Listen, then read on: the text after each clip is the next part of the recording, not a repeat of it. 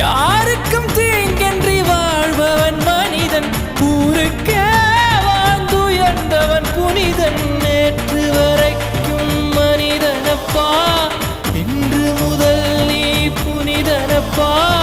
நேற்று வரைக்கும் மனிதனப்பா, இன்று முதல் நீ புனிதனப்பா. வெற்றி கொடிகட்டு மலைகளை முட்டும் வரை முட்டு, வெற்றி வெட்டும் வரை எட்டு, படையெடு படையப்பா.